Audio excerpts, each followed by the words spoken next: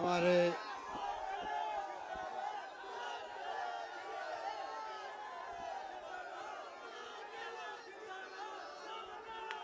हो गया, बहुत धन्यवाद आपका, शुक्रिया। समय कम है, अभी हमारे वक्ता और बोलेंगे।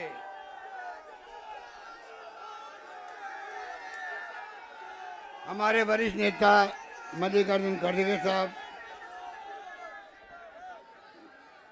चौधरी जी अधीर रंजन, हमारे संगठन महामंत्री केसी वेणुगोपाल साहब, हमारे भाई भूपेश बघेल जी मुख्यमंत्री छत्तीसगढ़, हुड्डा साहब और तमाम यहाँ उपस्थित हमारे पूर्व मुख्यमंत्रीगण, प्रदेश कांग्रेस के अध्यक्षगण, CWC के मेंबरगण और तमाम नेतागण, सिविल लीडर्स और उपस्थित मेरे प्यारे प्यारे भाइयों और बहनों, नौजवान साथियों, आपने सब बातें सुनी बड़ी गौर से।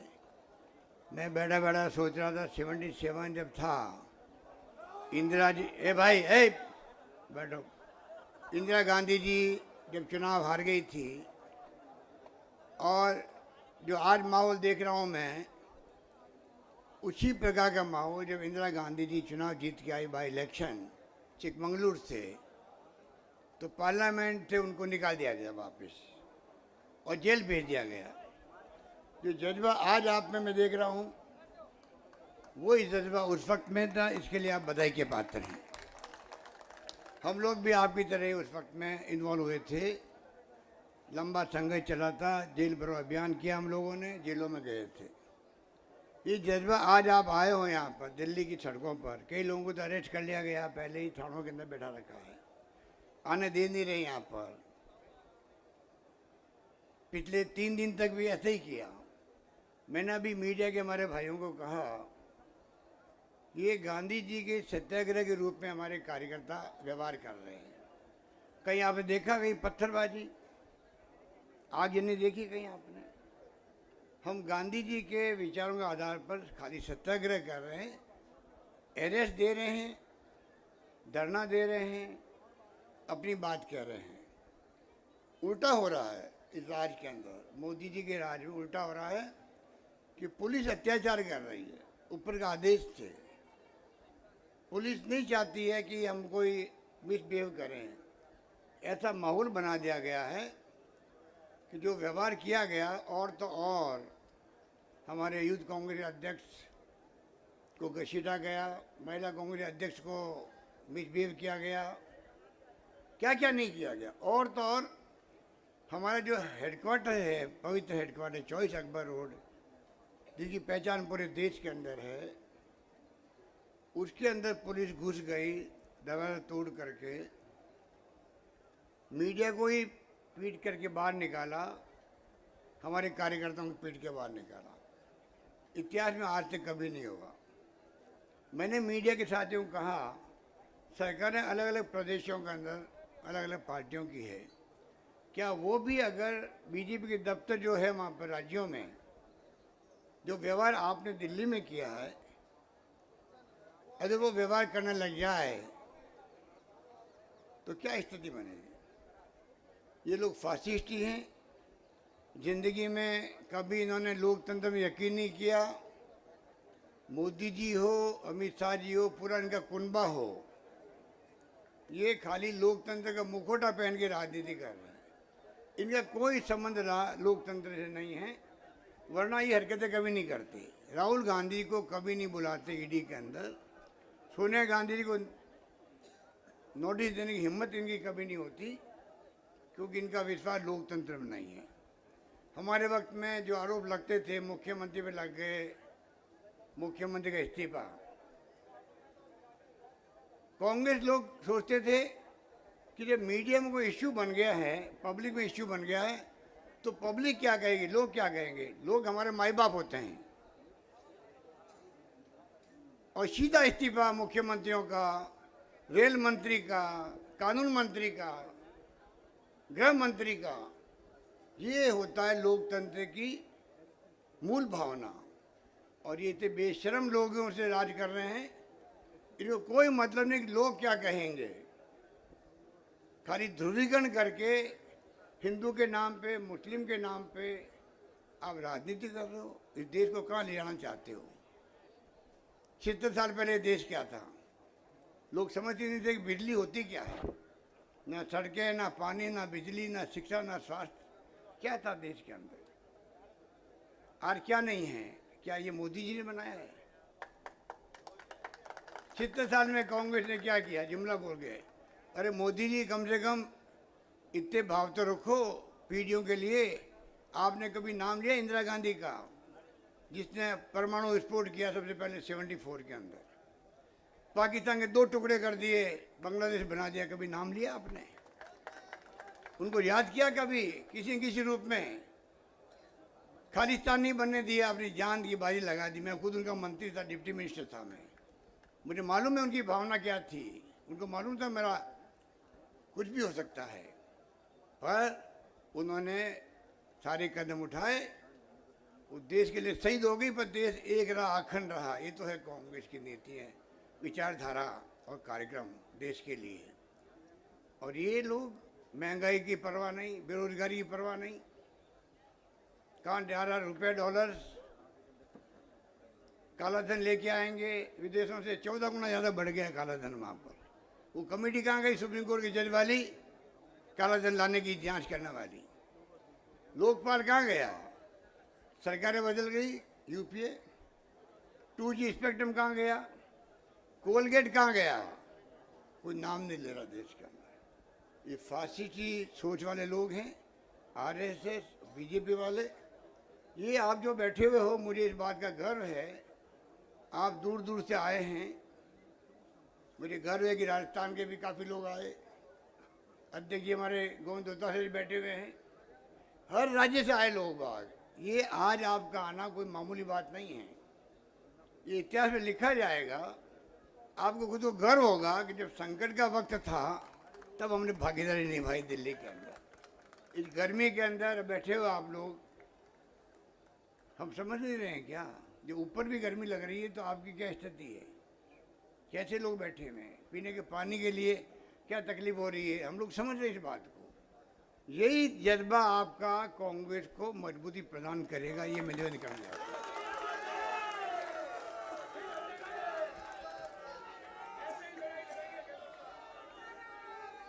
इस परिवार ने, आप सोचिए, इस परिवार ने सब कुछ दे दिया देश को।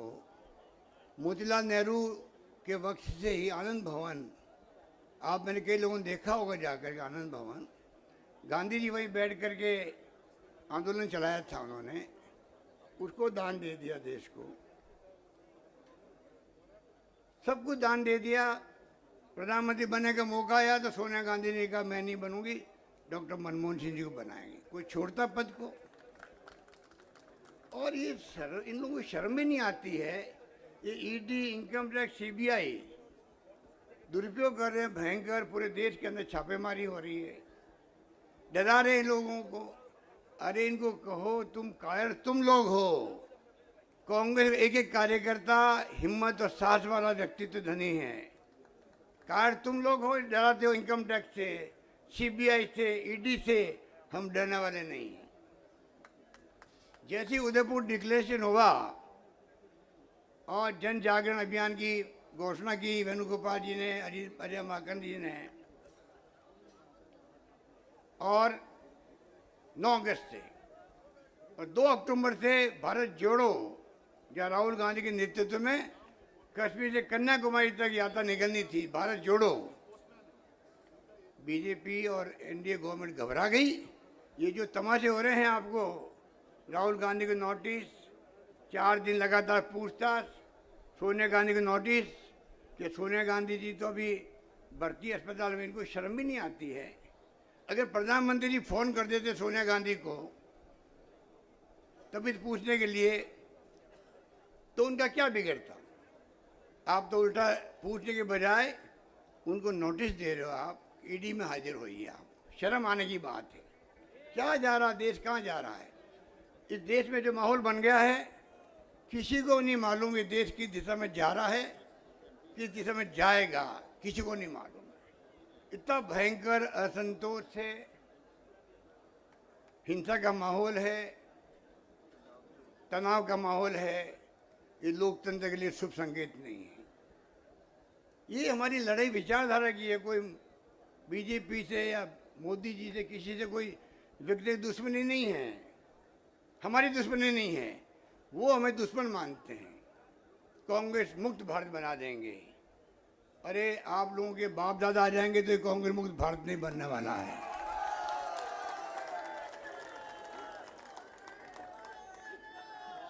पूरे मुल्क में एक एक घर में कांग्रेस है, हर गांव में कांग्रेस चौकियां हैं। ये विचारधारा है, ये कभी मुक्त नहीं होगी। ये विचारधारा वही है जो देश का डीएनए है। हर धर्म, हिंदू, मुस्लिम, सिख, ईसाई, फारसी, जैन, अलग अलग भाषाएं वाले, तमिल, तेलुगु, मलयालम, पंजाबी, गुजराती, बंगाली, हम समझते हैं कि आपस के अंदर तभी मुल्क एक व अखंड रहा है, क्योंकि कांग्रेस की नीतियां, उसके कार्यक्रम, उसके सिद्धांत ये महात्मा गांधी के ज़माने के, पंडित नेहरू के ज़माने के, मौलाना अबुल कलाम आज़ाद के ज़माने के, सरदार पटेल के ज़माने के बने हुए हैं। अम्बेडकर का संविधान बना हुआ है। आज संविधान से देश चलता है, कानून से देश चलता है। ये उससे नहीं चलाना चाहते हैं, ये अपनी सोच से देश चलाना चाहते हैं, और सोच बड़ी खतरनाक है। ये तो झलकी है, आपको पता नहीं इनके दिमाग में क्या क्या है। अभी जो अग्निपथ लेके आए हैं आरएसएस और बीजेपी, जो अभी आतंक मचाया हुआ है करप्शन के अंदर, आप कल्पना नहीं कर सकते। अगर आपके कोई रिलेटिव मिलने वाले नौकरी में हो, इनकम टैक्स में, ईडी में, सीबीआई में, कहीं पे पूछिए, 10 गुना ज़्यादा करप्शन बढ़ गया देश के अंदर। लूट रहे हैं देश को ये लोग। इसे लोकपाल की बात नहीं करते हैं, काला धन की बात करनी छोड़ दी इन्होंने। कहाँ जा रहा मुल्क, जा रहा है। अरे लोकतंत्र में प्यार, मोहब्बत, भाईचारा होता है, कोई दुश्मनी थोड़ी होती है। पर आज जिस प्रकार का माहौल बनाया है बड़ा खतरनाक है। मैं ये उम्मीद करता हूँ आप जो आए हो, हर जिले में आंदोलन हुए देश के अंदर, राहुल गांधी जी के समर्थन के अंदर। कहीं हिंसा हुई है, कहीं आगजनी हुई है? आप बताइए, जिस प्रकार अग्निपथ के नाम से जो योजना इनकी बनी है, खतरनाक योजना बनी है, खतरनाक योजना बनी है। 25% को परमानेंट करेंगे, बाकी को घर भेज देंगे। हालात बड़े गंभीर है। नेशनल हेराल्ड चलाने के लिए हम लोगों ने कहा था सोनिया जी को, एक अखबार जो इतिहास में दर्ज है, जिसका नाम 1937 से शुरू हुआ, 42 से 45 तक अंग्रेजों ने रोक लगा दी, बैन कर दिया उस अखबार को। धीरे धीरे तमाम अखबार कमजोर हो गए हैं देश के अंदर। ये अखबार वाले तो अपने संवाददाताओं को, किसी को तो नौकरी से हटा रहे हैं, किसी की तनख्वाह कम कर रहे हैं। तो नहीं मालूम है कि स्थिति क्या है देश के अंदर अखबारों की। अगर हम लोग सोचें नहीं, हमारा अखबार भी निकलना चाहिए, नेशनल हेराल्ड मजबूत होना चाहिए, वो कमज़ोर हो गया है, तनख्वाह देने के लिए पैसा नहीं है, और कानून के अंतर्गत कोई पॉलिटिकल पार्टी अपने अखबार को पैसा दे सकती है जो उसकी विचारधारा को आगे बढ़ाए। ऑब्जर्वर है, 5 जने हैं, 5 जने हैं, कौन पैसा उनको दे रहा है? हालांकि पैसे की कमी तो है नहीं, लूट रहे हैं पूरे मुल्क को। इलेक्शन बॉन्ड उनके खाते में 98%, डरा के धमका करके। ये जाएंगे चंदा मांगने किसी के इंडस्ट्रीज के यहाँ, पीयूष गोयल जी, तो पता है क्या कहेंगे? आपका नाम सेलेक्ट हो गया है, मतलब बहुत लक्की हो, प्रधानमंत्री ने आपका नाम केले कर दे चंदा लेने के लिए। वो कह गए लो चाय पियो, क्या करना, बताओ क्या करना, कि 25 देना पड़ेगा आपको।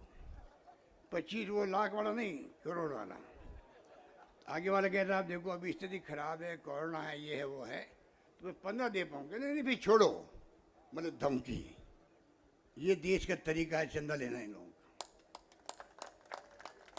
कांग्रेस बिना साधनों की लड़ाई लड़ रही है, कांग्रेस बिना साधनों की लड़ाई लड़ रही है, और ये लोग लूट रहे हैं देश को।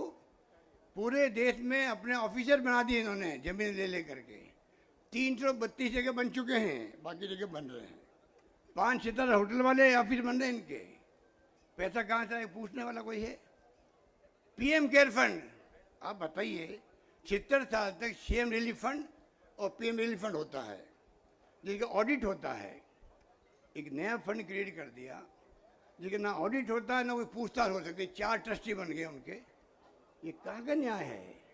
ना जुडिशरी कुछ कर पा रही है बॉन्ड को लेके, पीएम केयर फंड को लेके पेगासिस जासूसी कर रहा है, उसको लेके जुडिशरी दबाव के अंदर है इनके।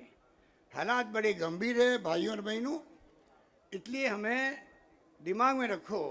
हमने कहा सोनिया गांधी जी को आप अखबार वापस मजबूत करो, और मजबूत करने के लिए आगे बढ़े। इनको तकलीफ हुई, आते ही इन्होंने मुकदमा दर्ज करवा दिया, जमात करवाने नौबत आ गई सोनिया जी को, राहुल जी को। केस चल रहा है कोर्ट के अंदर। अब आपने नया ईडी का काम शुरू कर दिया। मैंने मांग करी ईडी के डायरेक्टर से मिलने का, सीबीआई के डायरेक्टर से मिलने का, और इनकम टैक्स के सीबीडीटी के चेयरमैन साहब से मिलने का। मैंने कहा मैं मिलना चाहता हूँ मुख्यमंत्री के रूप में भी, एक नागरिक के रूप में भी। और देश में क्या हालात है, आपके बारे में क्या लोगों की सोच है, कितनी आपकी क्रेडिबिलिटी नीचे आ चुकी है। आपके नीचे के लोग कहते हैं ना हमारी मजबूरी है कि हम आपके घर पे छापा डाल रहे हैं, यहाँ कोई दम नहीं, मैं मालूम कुछ नहीं मिलेगा, ऊपर से आदेश है। मैंने कहा मैं आपको आगे बताना चाहता हूँ मेरी भावना। फटाफट टेलीफोन आए मिलने के लिए। कब मिलना चाहते हो? मैंने टाइम दे दिया 4 साढ़े 4 बजे का। आधा घंटे में टेलीफोन आ गए, नहीं हम खुद ही आके मिल लेंगे आपसे जयपुर के अंदर।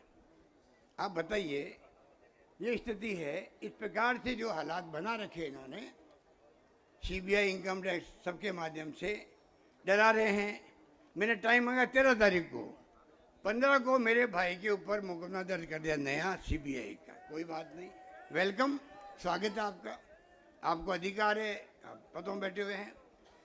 13 को मैं टाइम मांगा, 15 को मुकदमा दर्ज हो गया और 17 को छापा ही पड़ गया अचानक।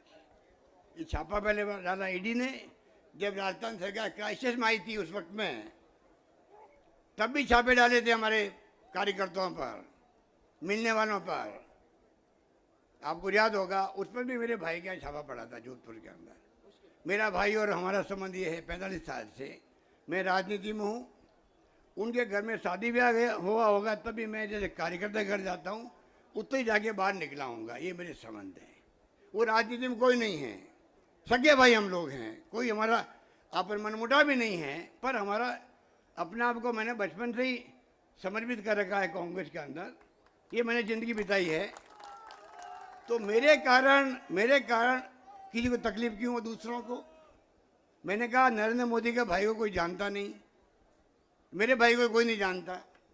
क्या नरेंद्र मोदी के भाई को अगर बीजेपी के राज नहीं हो, गुजरात में कांग्रेस का राज हो, तो क्या उनके यहाँ छापेमारी करेंगे तो नरेंद्र मोदी को अच्छा लगेगा? मेरे कारण दूसरों को तकलीफ क्यों हो? कानून अपना काम करे। कानून चाहे मुख्यमंत्री हो, प्रधानमंत्री हो, एमएलए हो, एमपी हो, कोई हो, सबके लिए बराबर होता है, चाहे वो हो चाहे उनके रिश्तेदार हो। पर अगर इस प्रकार दुर्भावना से ये राजनीति देश में चलने लग गई है, बहुत खतरनाक है। मेरे पास शब्द नहीं है कि मैं किन शब्दों में आपका धन्यवाद करूं, आभार व्यक्त करूं। ये मैं खाली कहने के लिए नहीं कह रहा हूँ, आपको जोर बनाने के लिए। मैं इसलिए कह रहा हूँ कि ये इतिहास बनाने वाली बातें होती है। आप जाएंगे जब वापस जिलों में, लोग कहेंगे आपको यार हम भी चलते ठीक रहता। ये स्थिति है कार्यकर्ताओं की। एक माहौल बन गया देश के अंदर। और इनको देखना आप, ये जो पैगा ये लेके आए अग्निपथ, आग लग रही है, बोगे जल रही है, तब भी कह रहे हम तो नहीं इसको ख़त्म नहीं करेंगे।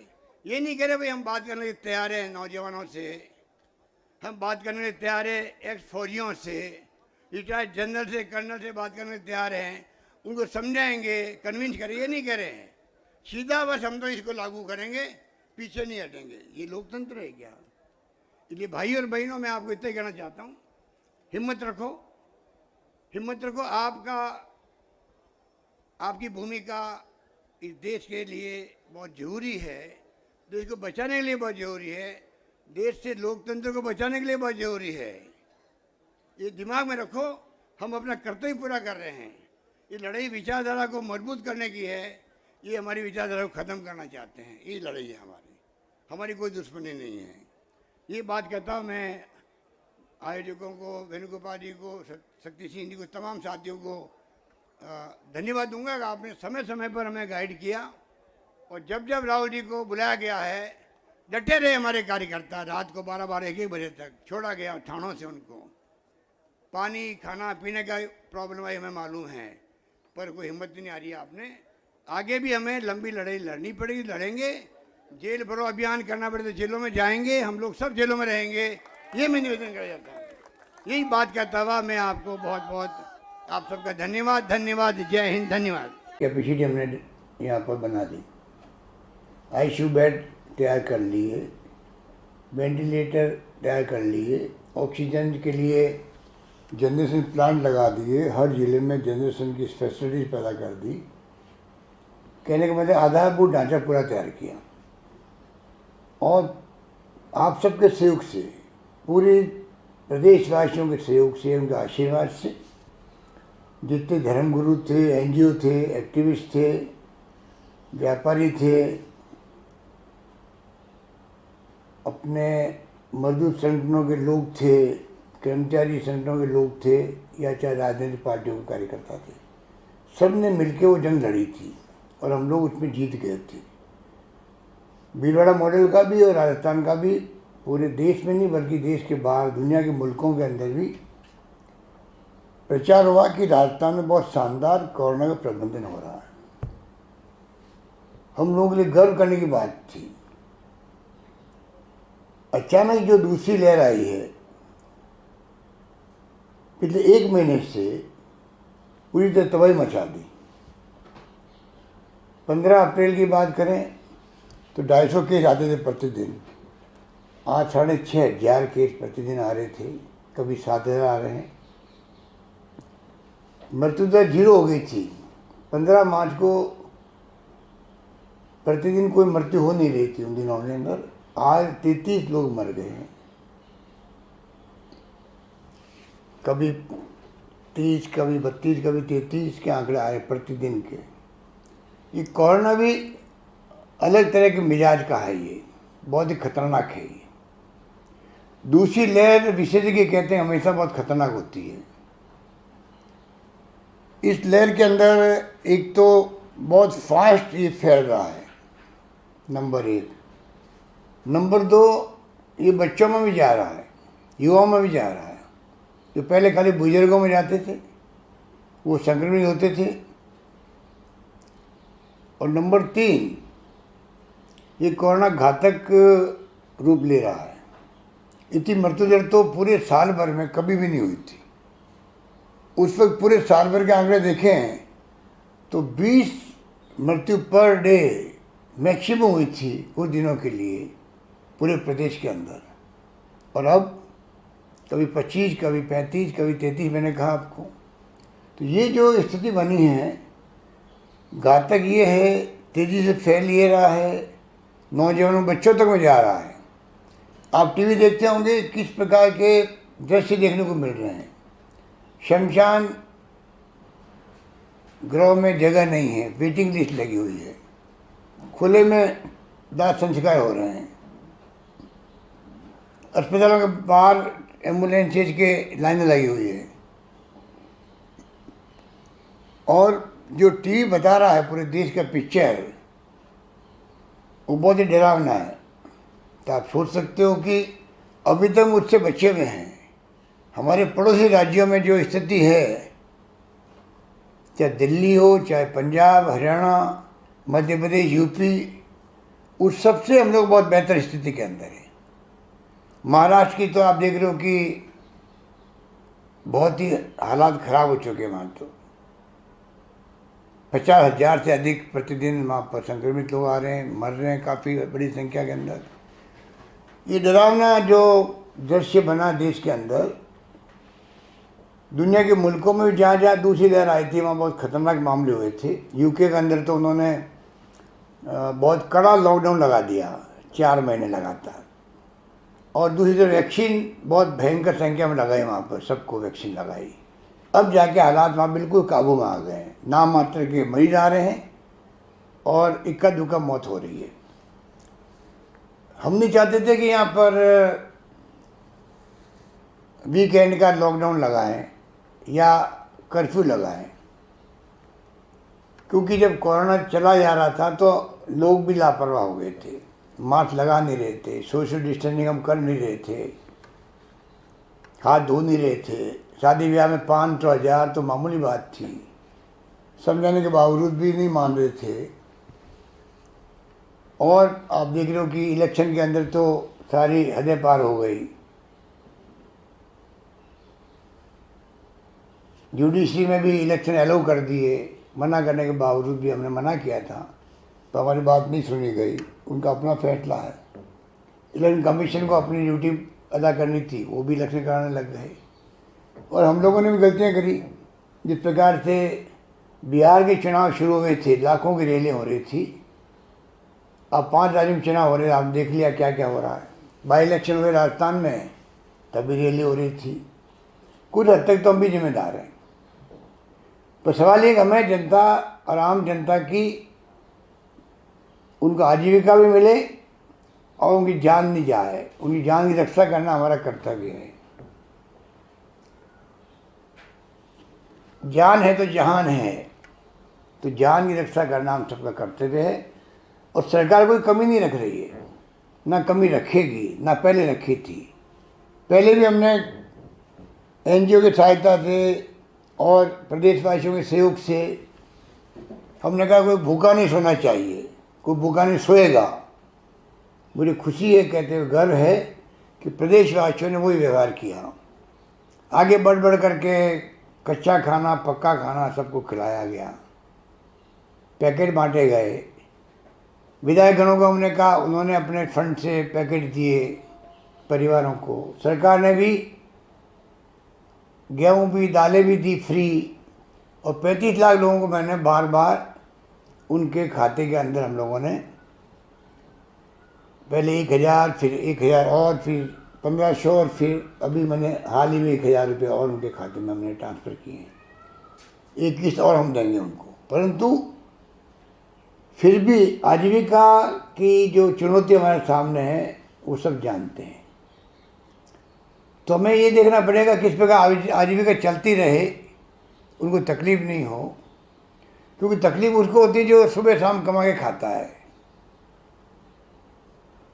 बाकी लोग तो फिर भी बर्दाश्त कर सकते हैं, खर्चे कम कर सकते हैं, कुछ भी कर सकते हैं इस संकट की घड़ी के अंदर। सहयोग सबने किया है, पर गरीब आदमी की स्थिति बहुत ख़राब होती है। हमारा पूरा ध्यान प्रदेशवासियों की समस्याओं पर है। आप निश्चिंत रहें, पूरी तैयारी हमारी अब भी है। आप देख रहे हो ऑक्सीजन की मांग महाराष्ट्र कर रहा है केंद्र सरकार से। आप हवाई जहाज से ऑक्सीजन ट्रांसपोर्ट करो महाराष्ट्र के अंदर। और केंद्र सरकार ने भी फैसला किया आज कि बाहर के मुल्कों से इंपोर्ट करेंगे ऑक्सीजन को बाहर के मुल्कों से आयात करेंगे। तो बिना ऑक्सीजन तो आप सोच सकते हो क्या स्थिति बन सकती है। जो दवाइयाँ हैं वो दवाइयाँ पूरी मिल नहीं पा रही है, इतनी मांग बढ़ गई है। और दवाइयों के साथ में जो हालात बने हैं, तो दवाई हो चाहे ऑक्सीजन हो, कितनी हम बढ़ा दें संख्या, उसके बाद में अगर संख्या बढ़ती जाएगी मरीजों की, तो एक तरफ तो कैजुअलिटी ज़्यादा होगी, लोग तकलीफ पाएंगे। क्योंकि पोस्ट कोविड भी स्थिति अच्छी नहीं रहती है। कोविड ठीक होने के बाद में भी काफ़ी महीनों तक तकलीफ रहती है व्यक्ति को, सांस लेने में के अंदर भी, चलने के अंदर भी कई तरह की प्रॉब्लम रहती है। तो ये कोरोना हो ही क्यों, बचावी उपाय है, ये दिमाग में रखें हम सब लोग। और किसी विशेषज्ञ ने कहा है कि कोरोना की लड़ाई जो है, महामारी की लड़ाई अस्पतालों में नहीं लड़ी जाती है, ये मैदान में लड़ी जाती है। उसके मायने हैं मैदान में, घरों में हम सब जो है किस प्रकार से जो प्रोटोकॉल है कोरोना का बचाव का, किस प्रकार से हम लोग मास्क लगाएं, किस प्रकार से हम लोग हाथ को बार बार धोएं, किस प्रकार सोशल डिस्टेंसिंग रखें। इलाज है ये, वैक्सीन की तरह ये प्रभावशाली होता है मास्क लगाना। वैक्सीन की कुछ कमी हो गई केंद्र में, वो भेज नहीं रहे राज्यों को। हमारे लिए बहुत बड़ी चिंता का विषय है।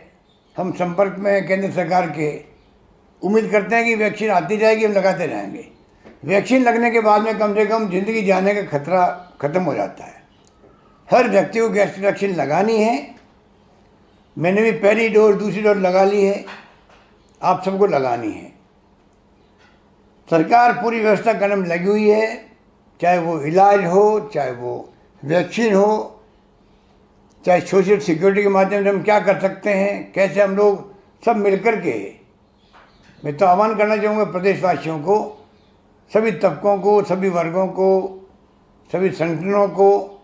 पिछली बार 12 महीने 11 महीने आप लोगों ने जो साथ दिया, जिस रूप में एक दूसरे के काम आए, आप लोग इमदाद करी, उसके कारण से राजस्थान कामयाब हुआ कोरोना की जंग को जीतने के अंदर। अब भी जंग जीतेंगे हम लोग, मुझे पूरा यकीन है। आप सब कॉन्फिडेंस बना रहे, हौसला बुलंद रखें। सरकार आपके साथ खड़ी मिलेगी, सारी व्यवस्था हमने करी है, आने वाले वक्त में और हम करेंगे। पूरी तरह हम लोग लगातार गांव के सरपंच पंच तक संपर्क में रहना चाहते हैं।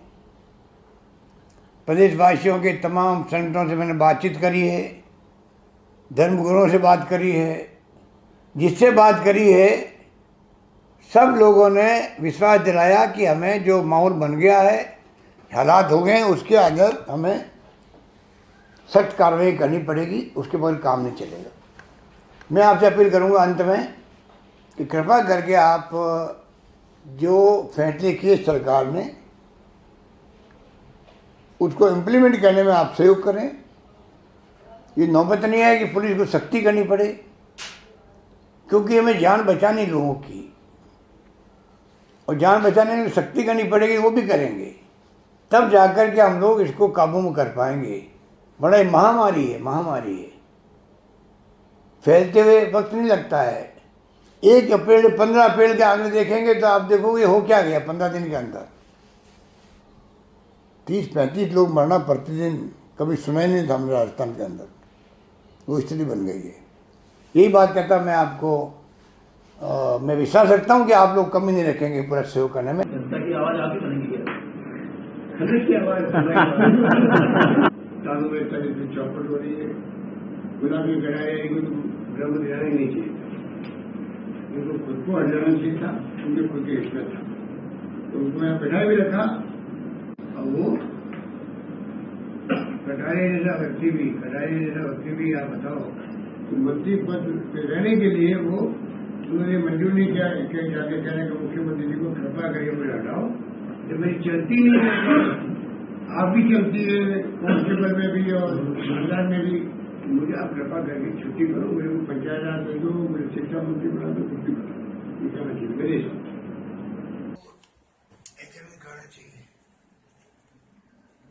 पार्डन सर, उसको पेंशन होना चाहिए। राजस्थान में क्या हो रहा है, जी पैसे की भावना से मुकदमे दायर हो रहे हैं, सुनवाई होती नहीं थानों में भी, पेंशन ऊपर नीचे तक है जी। आपने दिया भी है। हाँ, आपने बोला था। सेक्रेटरी जो है, सीएम का सेक्रेटरी जो है जी, वो खुद ही कह रहा है कि मैंने खुद ही पैसे देने पड़े मुझे, मैंने पैसे जारी भी जी किया जी है। जी। तो ये हालात है, चाहे चोरियां, डकैतियां, बलात्कार आम हो गया है। और जयपुर की वो घटना मैं कभी नहीं भूल सकता, जिसमें डकैती के साथ में पति के सामने पत्नी का रेप हुआ है, और ससुर जी को बंद कर दिया पास के कमरे के अंदर। आप बताइए कैसे बोल सकते हैं। ये इसके राज की उपलब्धियां हैं, वसुंधरा जी के राज की। खाली वाहवाही लेने के लिए प्रचार जोरों में चल रहा है, विज्ञापनों पे भी, केंद्र भी कर रही, राज्य भी कर रहा है। और चुनावी तैयारियों के लिए जो भी कैंपेन कमेटी बननी है और समितियाँ बननी है, और साथ में अलायंस होने हैं विभिन्न पार्टियों से, pre and post poll alliance, उसके लिए राहुल जी को अधिकृत किया गया CWC के द्वारा। बाकी राहुल जी ने जो बात कही है और जो विभिन्न वक्ता बोले हैं, सुरजेवाला जी अभी आपको विस्तार से बताएंगे। मैं इतना ही कह सकता हूँ कि राहुल जी ने जो पार्लियामेंट के अंदर बात कही थी कि इस देश के अंदर जो आज नफरत की, घृणा की राजनीति हो रही है, संवेदनहीनता की राजनीति हो रही है। कि कांग्रेस के वरिष्ठ नेता और राजस्थान के मुख्यमंत्री रह चुके अशोक गहलोत का मानना है, पानी से अगर बिजली बना ली जाए तो वो पानी किसी काम का नहीं रहता। अशोक गहलोत का ये 16 सेकंड का वीडियो आंधी की तरह फेसबुक और व्हाट्सएप। अब मैंने कहा आपको, अभी जब मुझे गले लगाया मोदी जी ने, तो मैंने तो ये नहीं कहा भाई कि गले पड़ गए मोदी जी मेरे। मैंने कहा भाई कि ये हमारे संस्कार है, प्रणाम करना, नमस्कार करना, गले मिलना। तो मुझसे प्यार से, मोहब्बत से मिले होंगे, तो मैंने उसको उस रूप में लिया। यहाँ भी राहुल गांधी जी जब उनके पास गए तो उनको खड़े होकर प्यार से, मोहब्बत से गले लगाते आपस के अंदर। तो राहुल गांधी जी ने जो हाउस में बातें कही थी कि राजनीति में प्यार हो, स्नेह हो, भाईचारा हो, संवेदनशीलता हो, अहिंसा हो, मैं समझता हूँ कि वो अगर दिल मिलते दोनों के तो एक मैसेज आता देश के अंदर। परंतु वो मौका मोदी जी ने गंवा दिया है, ये मैं कह सकता हूँ। कंप्यूटर, आईटी और सोशल मीडिया का युग राहुल गांधी जी, राजीव गांधी जी की देन थी भारत के अंदर, लेकिन आज इसी में बीजेपी से कांग्रेस, उनके पास पैसा बहुत ज़्यादा है। वो आर्टिफिशियल ये कर रहे हैं, कैंपेन करोड़ों रुपये खर्च करते हैं। पहले भी किया था 14 के अंदर भी, अब भी कर रहे हैं। और हमारे साथ जनता है, जनता हमें सहयोग दे रही है। अब जो कमेंट